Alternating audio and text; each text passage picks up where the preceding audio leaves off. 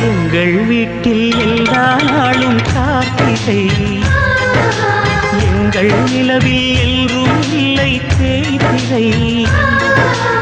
எங்கள் வீட்டில் எல்லா நாளும் கார்த்திகை, எங்கள் நிலவில் எல்லோரும் இல்லை தேய்திரை.